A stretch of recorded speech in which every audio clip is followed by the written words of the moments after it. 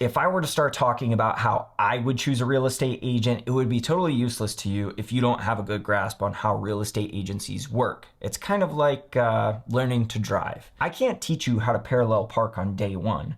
First, you need to know what the gas pedal does, what the brake does, how the steering wheel works.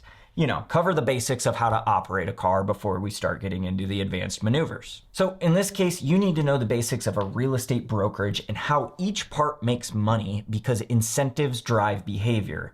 And in business, the incentive is money. There are 4 main things to know about real estate brokers, agencies, whatever you want to call it. First, we have the agent.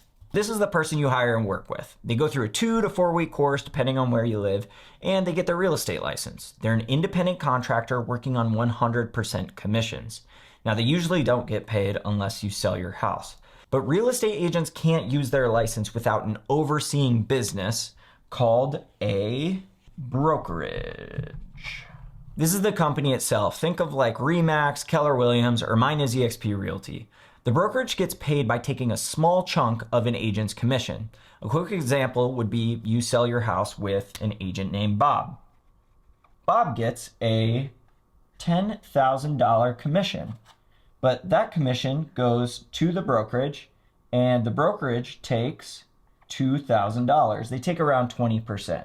From there, Bob gets to keep $8,000.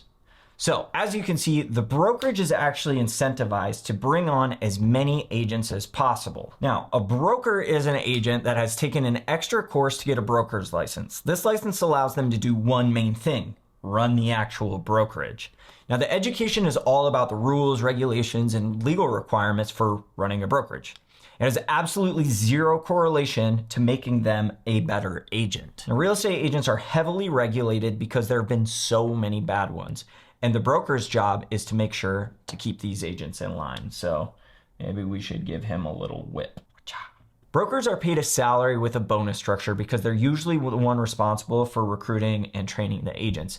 But most of them still sell houses on the side, so they get commissions the same way that Bob would. Next, we have teams. Now, this is a newer model because it's kind of like a small brokerage operating inside of a brokerage. A team leader is usually an experienced agent who recruits other agents to work underneath them. And the team leader takes a significant cut of their agent's commission, usually 30 to 70% in exchange for providing training, leads, and support.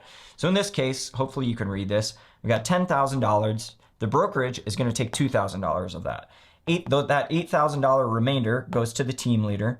Team leader is going to take half of that, and then his team member gets the remaining half. Now, real quick disclaimer. These titles, team leader, brokerage, broker, agent, they might all change depending on the state that you're in. So for example, I'm in Kentucky. These are the terms that we use here, but in North Carolina, the broker was actually called the broker in charge, and an agent is called a broker. Now, I have a few notes about each of these. For agents, there are 2 distinctions here. You've got short-term agents and long-term minded agents. Short-term agents are trying to get contracts signed and are typically pretty pushy. Once you sign the contract with them, you go on the back burner. They're just trying to get a paycheck. Compare that to the long-term minded agents. They're actually smarter because they want you to recommend them to all of your friends, which is worth a lot more money over time. So they're not going to be pushy and aggressive with you. They want you to be happy 5-10 years from now with a house that you sell or a house that you buy. You get the idea. Now, for brokerages, a lot of agents will claim their brokerage is something special. They do this because the agent doesn't offer anything of real value. They got sold some BS that their brokerage is special. If their brokerage is so great, ask them why you shouldn't choose someone else in their brokerage. Another thing that an agent might try to bring up is their agent's global reach, but in today's world, that means nothing because most brokerages are independently owned and operated. So when an agent starts using weird terms like global reach, they're just playing verbal gymnastics to make themselves sound good with zero true benefits to you, the seller. Now, a great agent is great because of their own skills and will be able to articulate them very well, not because of some logo that's on their sign. For the brokers, I've heard sellers say that brokers are the best agents. Well, to become a broker, an agent typically needs 1 to 3 years of experience and take another licensing course. That's it. I actually think brokers are a worse choice because if the broker is managing this entire thing and he's also selling your house, What do you think happens when there's a legal issue with one of the agents? Do you think he's going to prioritize your house, or he or she is going to prioritize your house, or prioritize the legal issue going on in the brokerage? And I could say the same thing about team leaders. What happens when someone on their team does something wrong? Are they going to give you their full attention? Probably not. So that should give you a good idea of how the car or real estate brokerages actually work. But if you hire an agent, you're not just driving the car yourself. You're hiring someone to coach you to drive the car. Or if you really wanted, you could let your coach drive the car. So you probably don't want to hire someone who just got their license and has never driven a car, right? So you really need to know the different stages of a real estate agent's business. First, you have the rookie. This is your aunt who sells one house for a year, or your buddy from college who's just doing real estate on the side. And I know you want to help them out, but we're talking about the biggest financial asset that you own, probably. A couple of rookie mistakes can cost you tens of thousands of dollars. And the worst part is, or maybe the best part, you'll never even know that you lost it. Now, normally I wouldn't recommend a rookie, but there is one exception. Imagine that race car driver that never got their actual license. They may not have known the rules of the road in the past, but they're an amazing driver. A good example would be someone who was a sales rep for a big home builder for like 5 years. They already know sales, marketing, and they know houses. They know the industry. That's a rookie that I might actually bet on. But for everyone else, if you absolutely must hire them, demand a massive discount on their commission.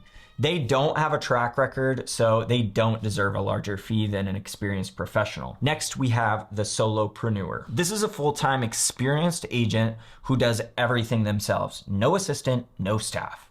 This can be great because you could get 100%, maybe 50% of their attention, but it's also kind of risky. Imagine this agent has 3 other listings and is helping 2 families buy a house. That's 5 active clients at once. They're juggling inspections, appraisals, marketing, showings, phone calls for all 5 of those different clients. It's a recipe for dropping the ball, and your listing might just be the ball that they drop. Next, we have the high producing agent with support staff. In my opinion, this is almost always your best bet. This is a top agent who has hired a support team, like a transaction coordinator to handle all the paperwork and an assistant to schedule everything and answer the phone. This frees up the agent to focus on the one thing that makes you more money, marketing your home.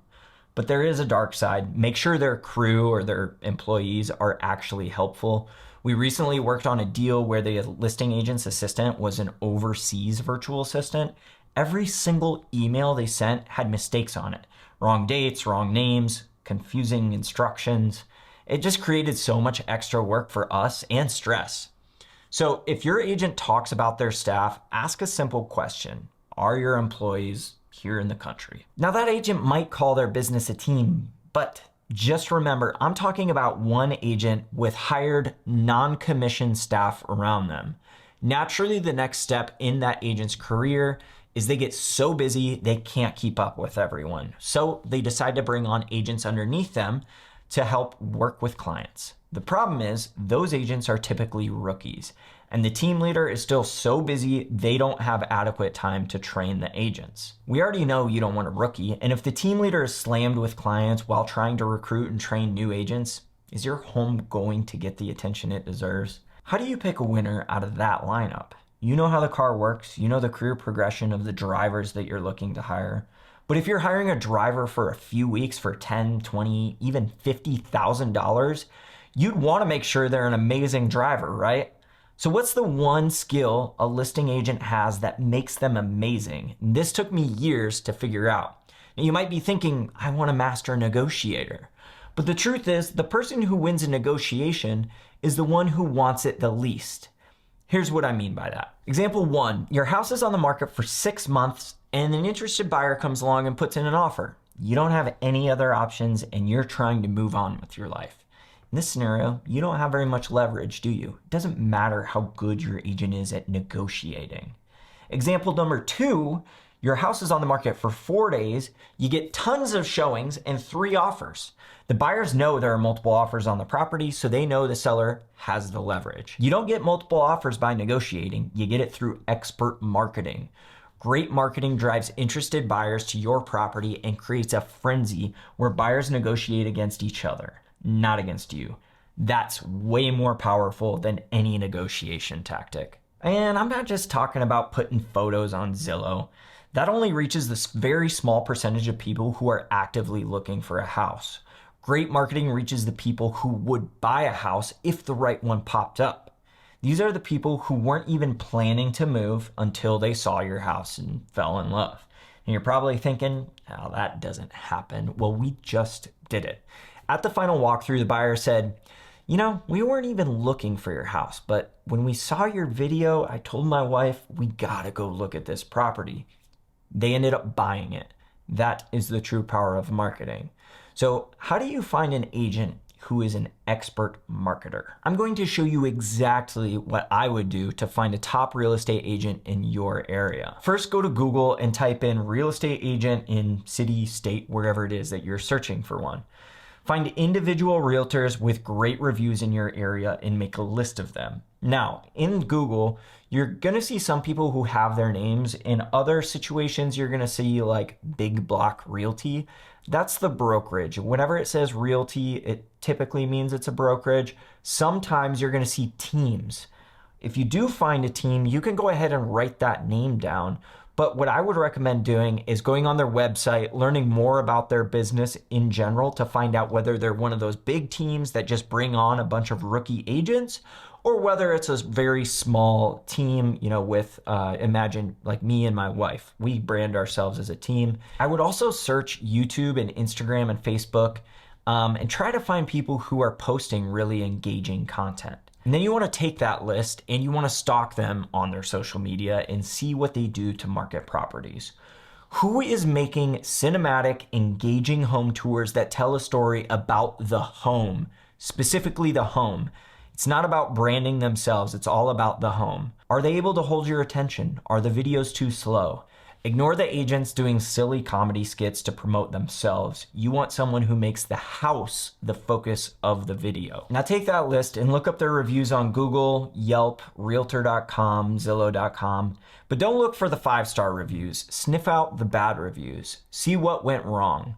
More importantly, see how the agent responded. And if an agent has less than a 4.0 rating with like 20 stars, that's a big red flag. Also, Facebook reviews are typically garbage, so don't look at Facebook reviews. Now, out of this whole video, this is the one secret that separates the top 0.1% from everyone else. Of the agents on your list who make great videos, do any of them pay those platforms to show the videos to interested buyers? It's one thing to post a video and hope people see it. It's another thing entirely to pay Facebook or YouTube to force that video in front of tens of thousands of qualified people in your area. And you can check this yourself. It's public information. If you saw their videos on Facebook or Instagram, you can go to the Facebook ad library, type in their business page, and you can see every single ad that they're running.